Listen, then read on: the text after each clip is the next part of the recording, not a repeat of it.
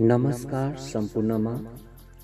आज एउटा विशेष दिन अर्थात् हाम्रो नेपाली साहित्यका महान कवि हाम्रा आदि कवि भानुभक्त आचार्यको 207औं जन्म जयन्तीको सुखद उपलक्ष्यमा सम्पूर्ण विश्वभरि छरिएर बस्नुभएका नेपाली भाषी हाम्रा सम्पूर्ण महानुभावहरूप्रति म न्यानो शुभकामना शुभेच्छा टक्राउँदै आज उनको जन्म उत्सवलाई मध्यनजर राखेर भनौँ हामी सम्पूर्ण नेपाली भाषीले सालैनै उनको जन्म उत्सव मनाउने गर्छौँ। तर गत वर्षदेखि कोरोनाको प्रहरको कारणले गर्दा उक्त सम्भावना नरहेकोले मनाउने सम्भावना नरहेको कारणले गर्दाखेरि उनलाई श्रद्धा सुमन अर्पण गर्दै हजुरहरू समक्ष उनको एउटा छोटो चर्चा लिएर म उपस्थित भइसकेको छु। स्वीकार दिनुहोला। नेपाली साहित्य आकाशमा साहित्यिक ताराहरू निकै पहिलादेखि जगमगाएको कुरो साहित्यिक इतिहासले औल्याएको छ।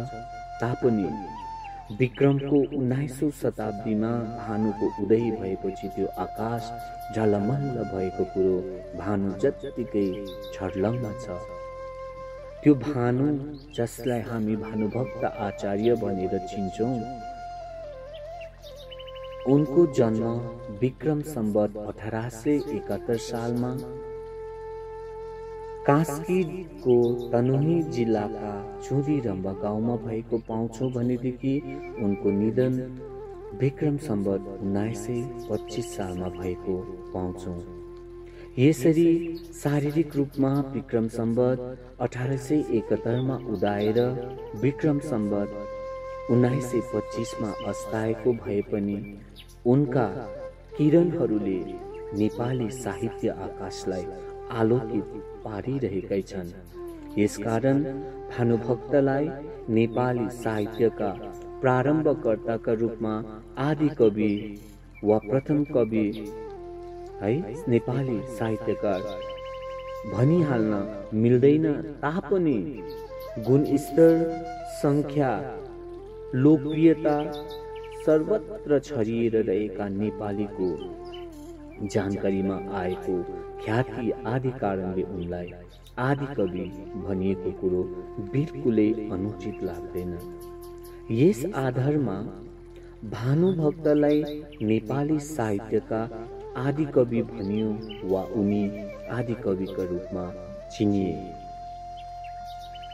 उक्त कुराका साथै भानुभक्तका कृतिगत विशेषताका आधारमा उनी सहज वा प्राकृत कवि, आँसु कवि, मौलिकता वा नौलोपन अथवा आफ्नो छुट्टैपन भएका कवि पनि हुन्।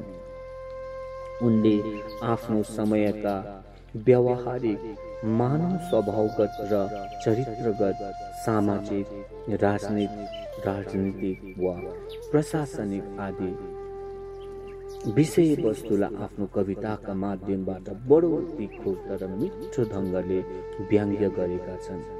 तत्कालीन सामाजिक, राजनीतिक र प्रशासनिक परिवेश तथा परम्परागत मान्यताका कारण बधु शिक्षा, प्रश्न उत्तरमाला र फुटकर कविताका कतिपय प्रसङ्गमा केही पुराना विचारले उनको रचनामा ठाउँ पाए पनि बडो असहज परिवेशमा सहज ढङ्गले आफूलाई जोगाएर सचेतताका साथ कवितामा कलम चलाउने भानुको प्रतिभाको वैशिष्ट्य, महत्त्वपूर्ण खुबी एवं साहित्यिक योगदान हो भन्ने कुरालाई मान्नै पर्छ। नेपाली साहित्यको भक्तिधारा त भानुभक्त आचार्यको प्रभाव क्षेत्र नै हो भने रामायण, भक्तमाला, प्रश्न उत्तरमाला उनका मूल कृति हुन्। नेपाली समाजको धार्मिक आस्था, सांस्कृतिक मान्यता, भाषिक विकास र एकीकरण तथा साहित्यिक उन्नयनका निम्ति भानुभक्तको रामायण अभिन्न वस्तु एवं आदरणीय उपलब्धि बन्न गएको छ। यसका साथै भक्तमालाका सकाम भक्तिको अभिव्यक्ति भए पनि आध्यात्मिक भावना तथा विचार प्रवाहमा यसको प्रशंसनीय भूमिका र अविस्मरणीय देन रहेको छ। प्रश्न उत्तरमालाका जीवन उपयोगी सूक्तिहरूले समाजलाई सही मार्ग निर्देशन गरेको पाइन्छ।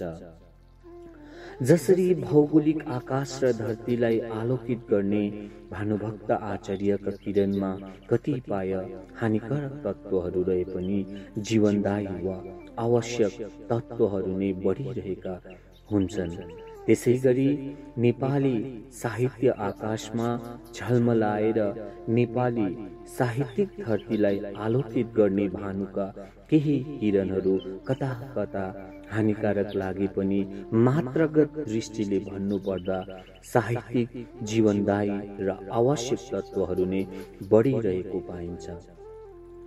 त्यसैले जसरी भानुका किरणका नकारात्मक तत्त्वबाट बच्दै सकारात्मक तत्त्वहरूबाट ऊर्जा ग्रहण गरी जीवन र व्यवहारमा उपयोग गरिन्छ र सारा प्राणी वनस्पति जगत जीवित रहन्छ, त्यसै गरी हाम्रा भानुका साहित्यिक किरणका नकारात्मक पक्षलाई पनि तत्कालीन सामाजिक मान्यताको उपजका रूपमा स्वीकार्दै र सकारात्मक प्रेरणा दिँदै उनका जुन किरणले नेपाली साहित्यको माध्यमिक काललाई समेत छिचोलेर आधुनिक कालसम्म सकारात्मक वा सृजनात्मक प्रभाव पारेको छ, त्यसलाई भने आदरपूर्वक ग्रहण गरेर सदुपयोग गर्दै अघि बढ्नु बुद्धिमानी हुन्छ।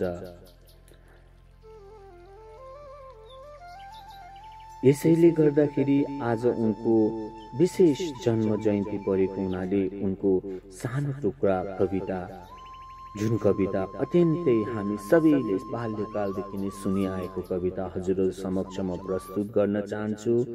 कविता रहेको छ घाँसी। कविता यस्तो रहेको छ। भर जन्म घाँसतिर मन दे धन कमायो, नाम केही रहोस् पछि भनेर पुवा खनायो। घाँसी दरिद्र घर पो तर बुद्धि कस्तो, म भानुभक्त धनी भइकन आज यस्तो। मेरा इनार न त सतल पाटी केही छन्, जो चीज बीजहरू छन् घरभित्र नै छन्। यो घाँसीले कसरी आज दिएछ अर्ती, धिक्कार हो मकन बस्नु नराखी कीर्ति। धिक्कार हो मकन बस्नु नराखी कीर्ति। यसरी उनले अत्यन्तै मिठो कविता लेखेका छन्। उनी विशेष युवा अवस्थामा पुगेपछि एक दिन गाउँमा कतै गइरहेको थिए है। संयोगवश एउटा घाँस काटेर जीवन यापन गर्ने घाँसीसँग उनको भेट भयो। कुरै कुरामा घाँसीले जीवन क्षणभङ्गुर छ र खाना लाउन त सबैले गरेकै हुन्छन्। संसारमा जन्म लिएपछि पछिसम्म कीर्ति रहने काम गर्नुपर्छ भनेर भन्दाखेरि लक्ष्मी लेखनाथ पौडेल कवि भानुभक्त आचार्यज्यू झस्याङ्ग हुन्छन्। संसारमा जन्म लिएपछि पछिसम्म कीर्ति रहने काम गर्नुपर्छ। म पनि त घाँस बेचेको पैसाले बिहान बेलुकीको छाक टार्छु र बाँकी पैसाले एउटा कीर्ति रहोस् भन्नका खातिर एउटा कुवा खनाएर तिर्खाएका बटुवारले आँटभरि तिर्खा मेट्न पानी पिउन् भन्ने सोच राखेको छु भनेर त्यस घाँसीले भानुभक्तलाई सुनाएपछि उनी भित्र रहेको कवित्वको प्रस्फुटन भएपछि उनले यो घाँसी कविता लेखेका पाइन्छ। यसरी जुनसुकै बादलमा चाँदीको घेरा हुन्छ भनेको जस्तै जोसुकैसँग पनि एउटा न एउटा क्षमता हुन्छ भनिएको छ। जसरी आदिकवि वाल्मीकिको क्षमता बाटामा हिँड्ने बटुवाले प्रस्फुटन गराएर संस्कृत भाषामा रामायण लेखियो, त्यस्तै स्त्री लम्पट तुलसीदासको क्षमता निजकै श्रीमतीबाट प्रस्फुटन भएर हिन्दी भाषामा रामायण लेखियो। त्यसरी नै एउटा गरिब घाँसीको प्रेरणाबाट भानुभक्तको कवित्वको क्षमता प्रस्फुटन भएर नेपाली भाषामा रामायण लेखिएको पाइन्छ। यस्ता महान साहित्यका धनी हाम्रा आदरणीय भानुभक्त आचार्यज्यूप्रति म श्रद्धा सुमन अर्पण गर्दै सबैलाई पुनः एकचोटि भानु जयन्तीको शुभ जन्म उत्सवको उपलक्ष्यमा शुभकामना टक्राउँदै उनीप्रति समर्पित मेरो यो सानो भनाइ यही समाप्त गर्दछु। धन्यवाद।